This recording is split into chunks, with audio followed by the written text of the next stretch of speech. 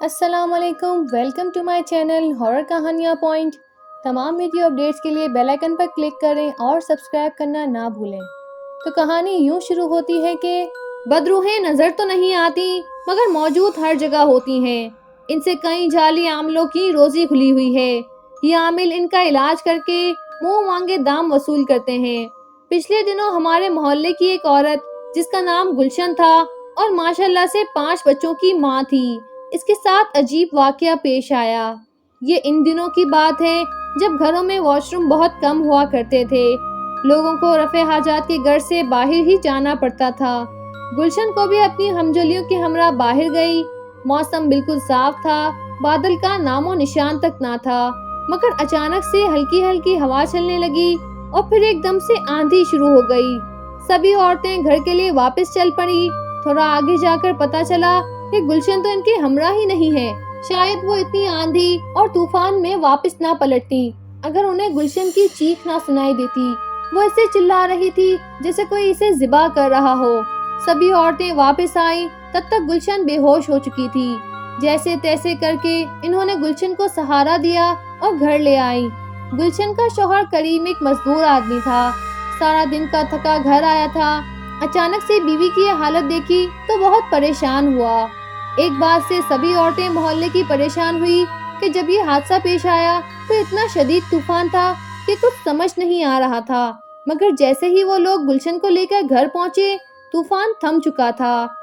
Doctor کو بلوایا گیا، انہوں نے اپنی سمجھ کے مطابق دوا دارو کیا۔ گلشن کو صبح ہوش آیا، اسے کچھ یاد ہی نہیں تھا کہ اس کے ساتھ کیا واقعہ پیش آیا ہے۔ بات آئی گئی ہو گئی، مگر چند روز بعد پھر ایسا ہی ہوا کہ گلشن چیخ پر چیخ مارے جا رہی تھی۔ آس پڑوس کے لوگ جمع ہو گئے۔ فوری طور پر ساتھ والے گاؤں سے عامل کو بلوایا گیا۔ اس نے عجیب سی دھونی سلگائی اور لگا اول فول بولنے۔ خدا کی پناہ، یہ عامل بھی نہ جانے کیوں آخرت کو بھلا بیٹھے ہیں اور خود کو ہی سب کچھ سمجھنے لگ جاتے ہیں۔ عامل صاحب نے بتایا کہ یہ چیزیں بڑی نادار، بد لحاظ اور طوطا چشم ہوتی ہیں۔ ان سے بچنے کے لیے انسان کو اپنا صدقہ اتارتے رہنا چاہیے۔ یہ جس کے پیچھے پڑ جاتی ہیں آسانی سے پیچھا نہیں چھوڑتی، قدم قدم پر نقصان پہنچاتی ہیں۔ عامل صاحب نے اپنی فیس بٹوری اور 3 دن کے بعد دوبارہ حاضری دینے کا کہہ کر چلا گیا۔ گلشن بیچاری اگلے دن اپنے روزمرہ کے کاموں میں لگ گئی۔ اس کا کہنا تھا کہ اسے کچھ یاد نہیں آ رہا کہ اس کے ساتھ کیا ہوتا ہے۔ کریم سیدھا سادہ انسان تھا، 5 بچے تھے، محنت مزدوری سے گزارا ہوتا تھا۔ اس نے اپنی بیوی کی صحت یابی کے لیے ہر ممکن کوشش کی۔ مسجد کے پیش امام قاری آصف صاحب نے اسے سمجھایا کہ ان عاملوں کے پیچھے بھاگنے کی بجائے خدا سے لو لگاؤ۔ تم کبھی مسجد نہیں آئے، نماز اور قرآن سے ناطہ جوڑو، خود بھی پڑھو اور اپنی بیوی کو بھی سمجھاؤ، خدا تم سب کو کلی شفا عطا فرمائے گا۔ مگر ایسی نصیحت پر کوئی ہی کان دھرتا ہے۔ 3 روز کے بعد جب عامل صاحب کی حاضری کا وقت آیا تو آئے ہی نہیں۔ جب پتہ کروایا گیا تو معلوم ہوا کہ عامل صاحب ایک ہفتے کے لیے کسی عورت کے جن نکالنے کے لیے حیدرآباد گئے ہوئے ہیں۔ موبائل کا تو دور تھا نہیں کہ پتہ کر لیا جاتا کہ واپسی کب ہوگی۔ کریم ڈسٹرب تھا کہ خدا نہ خواستہ اگر دورہ پڑ گیا تو وہ کیا کرے گا۔ محلے کے ایک شخص نے ایک پیر صاحب کا پتہ بتایا کہ وہ بڑے بڑے مسائل حل کر دیتے ہیں۔ کریم نے ٹانگا کرایا اور پیر صاحب کے آستانے پر حاضر ہو گیا۔ پیر صاحب نے پہلے تو جانے سے انکار کر دیا، مگر پھر پیسے کی چمک نے سارے انکار کو اقرار میں بدل دیا۔ 2 مریدوں کے ہمراہ پیر صاحب 15 روز تک کریم کے گھر بیٹھے مرغے مسلم کھاتے رہے۔ گاؤں کی صاف ستھری فضا، صبح فریش لسی اور دوپہر اور رات کے کھانے کھا کھا کر پیر صاحب پہلے سے زیادہ صحت مند ہو گئے، مگر مرض بڑھتا گیا جوں دوا کی۔ گلشن کو ہر 4-5 روز بعد ایسی ہی کیفیت سے گزرنا پڑ رہا تھا۔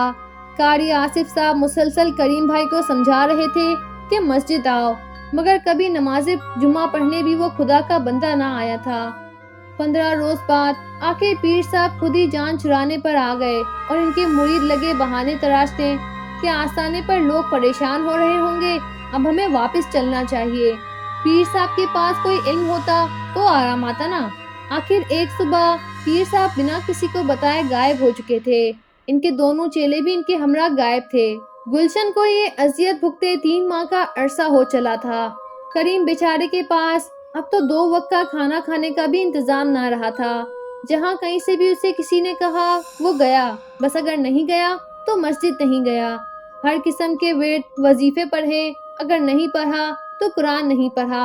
آخر ایک روز نماز جمعہ کے بعد جب سب لوگ مسجد سے نکل رہے تھے، گلی میں اچانک شور مچ رہا تھا کہ گلشن کو دورہ پڑ گیا، گلشن کو دورہ پڑ گیا، گلشن کو دورہ پڑ گیا۔ مسجد سے نکلنے والے کافی نمازی اور ان کے ہمراہ قاری آصف صاحب بھی کریم کے گھر کی جانب چل دیے۔ جب وہاں جا کر دیکھا تو گلشن بے ہوش ہو چکی تھی، اس کے منہ سے نیلی جھاگ نکل رہی تھی۔ قاری صاحب نے سب کو درود شریف پڑھنے کا بولا اور بلند آواز میں خود یاسین شریف کی تلاوت شروع کر دی۔ جیسے جیسے سورہ یاسین کی آواز گلشن کے کانوں میں جا رہی تھی، اس کی حالت پہلے سے بہتر ہو رہی تھی۔ کریم سب منظر دیکھ رہا تھا اور بلند آواز میں خود یاسین شریف کی تلاوت شروع کر دی۔ جیسے جیسے سورہ یاسین کی آواز گلشن کے کانوں میں جا رہی تھی، اس کی حالت پہلے سے بہتر ہو رہی تھی۔ کریم سب منظر دیکھ رہا تھا، اس کے ہونٹوں پہ بھی درود شریف کا ورد تھا۔ جیسے ہی تلاوت کا اختتام ہوا، گلشن اٹھ بیٹھی اور کلمہ طیبہ کے ورد کرنے لگی۔ جیسے ہی اس کے حواس بحال ہوئے، اس نے فوراً دوپٹہ سنبھالا اور سب لوگوں کو دیکھ کر حیران ہو گئی۔ قاری صاحب نے اسے پانی پلانے کا بولا۔ کچھ عورتیں اس کے کندھے دبا رہی تھی، جبکہ قاری صاحب باہر دروازے کی جانب بڑھے۔